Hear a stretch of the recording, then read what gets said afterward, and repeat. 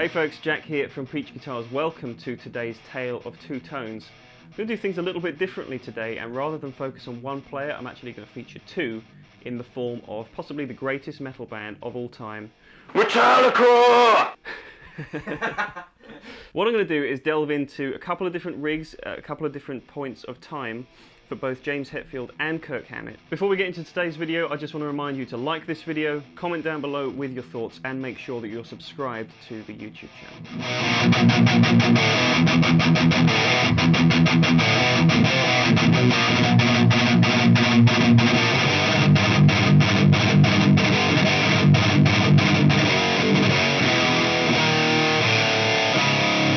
Okay, so as for today, for the first time in this series, I'm focusing on two guitar players. I'm not really going to individualize them so much. I am going to use independent guitars to represent each guitar player, but the actual rig that I'm playing through remains the same, because I do think that their core tone is kind of the combination of both those players together, and the sound of the band is more important than the individual tones. So just bear that in mind, that most of the components of the rig is going to stay the same, but I am going to show you 4 different guitars in total to represent each player in both eras as well. So let's go back to the early 80s and get stuck in with rig A.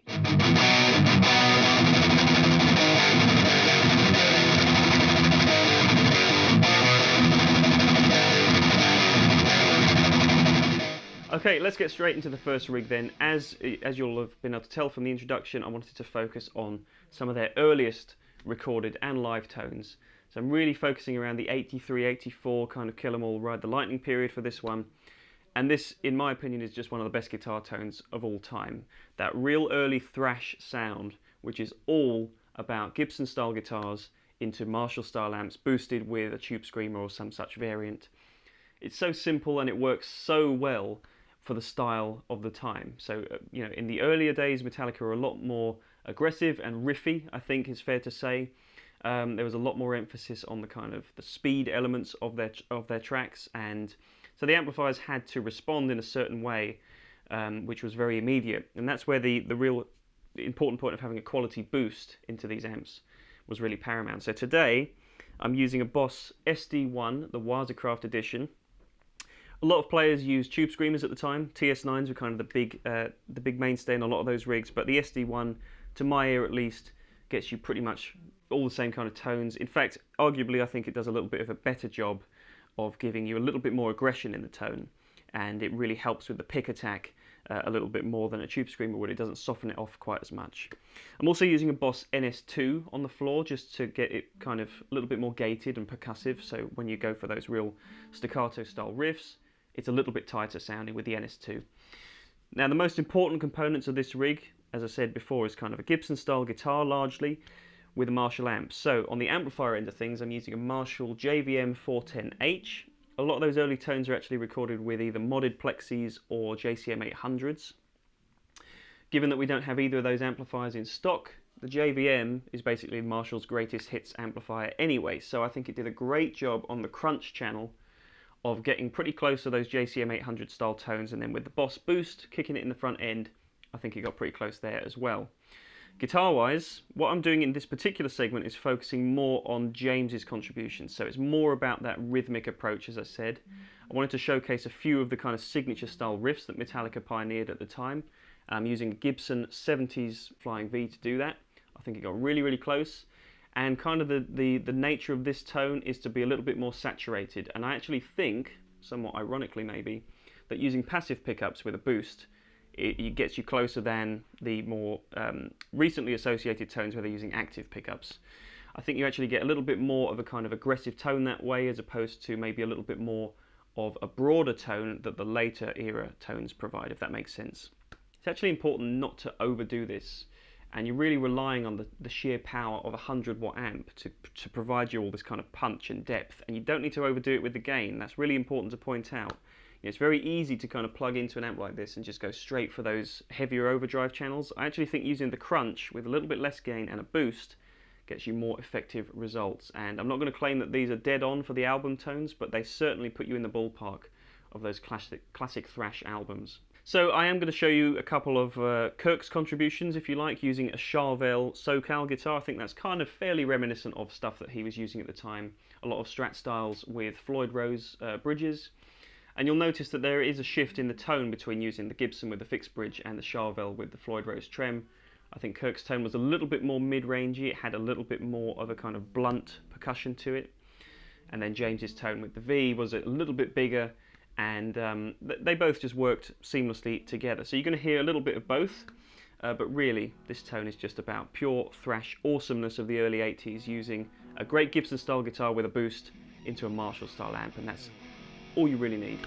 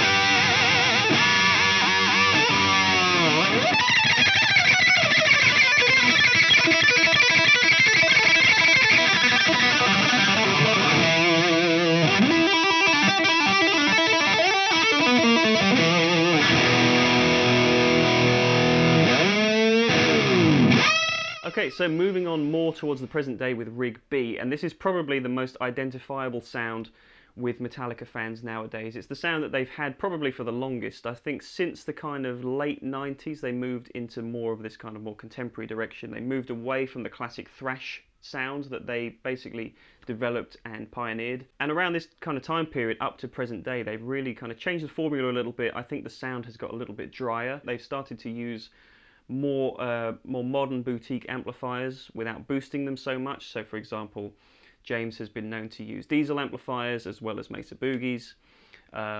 Kirk, I believe, has some Randall signature amplifiers as well as the Boogies, and I think combined with the constant use of EMG pickups for both of those players, with James Hetfield actually having his own headset signature pickups, it's a real totally different sound to their early stuff. So to try and get as close as I possibly could to that kind of vibe, and once again with these videos I'm not going for any particular album or recorded or live tone, it's just the general kind of ideology of what they're using nowadays. I've gone for obviously both of their signature guitars, which we've just received from our recent LTD shipment. I've got the Iron Cross for Hetfield, and I've got the really cool White Zombie guitar. You're going to hear that the EMGs have probably the most dramatic change in the tone compared to the earlier rig that I showed you. And that's a great thing. I think that, you know, EMG pickups aren't always for every situation, but they work really well at delivering that very tight, punchy, aggressive tone that Metallica are using in more recent years. And it also means that you don't actually have to use that much gain on the amps. When you listen to their tones in isolation, you actually find that they are a little bit cleaner than you might first expect. So I'm coupling those guitars with the choice of amp from Mesa Boogie today is the Triple Crown 100, which in my opinion is probably the flagship Boogie amp of recent years. It can kind of do anything, and I'm using it today to kind of replicate some of those, or touch upon some of those famous dual rectifier tones that they used, but I'm using the Boogie to actually shape the tone a little bit more into the diesel kind of direction as well. It's a very versatile amp, and it can kind of handle all these different tonal signatures that I wanted to put across. Effects wise, once again, there's not a whole lot going on at all. As you'll remember from rig A, I'm using a Boss noise suppressor on the floor. I'm using a Boss Super Overdrive SD1 Wisercraft pedal as well, which I'm just using on the Kirk parts for those leads. And I'm also using a Jerry Cantrell signature wah pedal. Unfortunately, I don't have the Kirk in stock at the moment, but the Cantrell gets pretty close. I think it's got the right kind of voicing in the sweep to do what Kirk does best with his wah pedals. So, again, really simple rig, but totally different to that earlier Marshall-driven tone that you'll have heard. I think you'll appreciate that, despite the unfair branding that metal bands get of all sounding quite similar. I actually think there's quite a lot of diversity in the sounds. And particularly with Metallica's later tones that I'm showing you here, there's a lot of breadth to it as well, and it really allows the guitar tone to breathe. It's quite an open sound, but it's still got a lot of aggressive punchiness to it that you really need in a metal context.